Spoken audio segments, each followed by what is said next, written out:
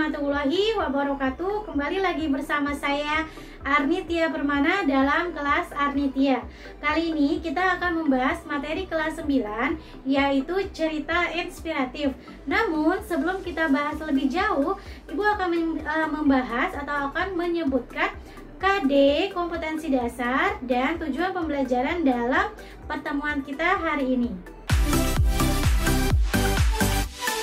KD atau kompetensi dasar dalam pertemuan kita hari ini adalah KD 3.11, yaitu mengidentifikasi isi ungkapan, simpati, kepedulian, empati, atau perasaan pribadi dari teks cerita inspiratif yang dibaca dan didengar.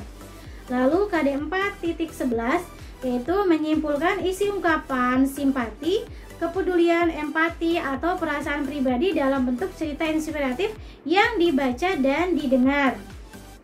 Tujuan pembelajarannya adalah kalian mampu mengidentifikasi isi ungkapan simpati, kepedulian, empati, atau perasaan pribadi dari teks cerita inspiratif, dan kalian mampu menyimpulkan isi ungkapan simpati, kepedulian, empati, atau perasaan pribadi dalam bentuk cerita inspiratif. Oke, kita langsung mulai pembahasan tentang cerita inspiratif. Kita harus tahu dulu nih pengertian dari cerita inspiratif atau teks inspiratif. Pengertiannya adalah inspiratif ini kan berasal dari ilham, ya, menginspirasi, pasti tentang kebaikan, ya kan? Jadi teks atau cerita inspirasi adalah cerita yang berisi percikan ide kreatif, yang dapat mengubah pandangan seseorang ketika membacanya. Jadi ketika kita membaca cerita inspiratif, seolah-olah kita merasa, wah, saya harus menjadi seperti ini. Atau seseorang setelah membaca langsung merasa berjanji untuk berubah menjadi lebih baik atau menjadi seperti yang ada di cerita itu. Oke. Nah, cerita inspiratif ini berasal dari hasil proses belajar dan peduli kepada sekeliling. Makanya cerita inspiratif ini kaya dengan pesan moral, kaya dengan kata bijak, atau kaya dengan hal-hal yang penuh dengan kebijaksanaan.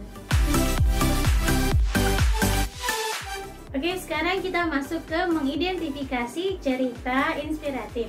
Nah, cerita inspiratif ini adalah termasuk ke dalam cerita narasi. Yang kita tahu ya, cerita narasi yang pernah kita pelajari, cerpen, cerita fantasi, lalu apalagi fabel gitu ya. Nah, itu kan berfungsi untuk apa sih, atau bertujuan untuk apa sih? Untuk menghibur gitu. Nah, begitu juga dengan cerita inspiratif ini berfungsi untuk menghibur. Tapi dalam cerita inspiratif tujuannya bukan hanya menghibur, ya. Salah satunya tujuannya untuk membuat orang menjadi lebih baik, membuat orang untuk terinspirasi, terilhami gitu. Nah, sekarang kegiatan bercerita itu sudah bukan kegiatan yang jarang ditemui. Bahkan sekarang bercerita itu sudah menembus ruang dan waktu.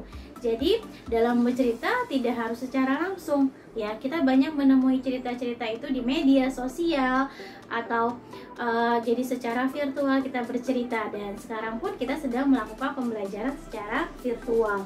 Oke, nah sekarang kita langsung masuk ke pembahasan tentang mengidentifikasi cerita inspiratif. Hal yang pertama kali kalian lakukan biasanya untuk mengidentifikasi, ya, kita harus mencari unsur intrinsiknya nih. Biasanya kita harus menelaah bukunya dulu atau ceritanya dulu dengan cara mencari unsur intrinsiknya. Temanya apa? Tema ceritanya, ya. Lalu kita juga cari tokoh-tokoh yang terlibatnya siapa aja. Lalu kita juga cari latarnya, settingnya, lalu kita cari alurnya, dan yang paling penting kita harus mengetahui amanat atau pesan moral yang ada dalam cerita tersebut, karena inti dari cerita inspiratif adalah di pesan moral atau amanatnya. Oke, itu untuk mengidentifikasi cerita inspiratif.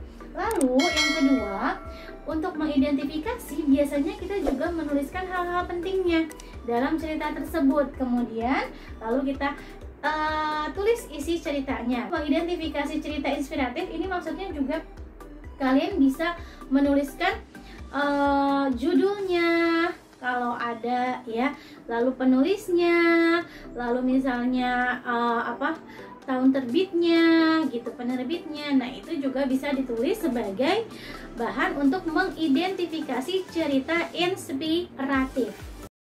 Sampai jumpa di kelas Arnitia berikutnya. Wassalamualaikum warahmatullahi wabarakatuh.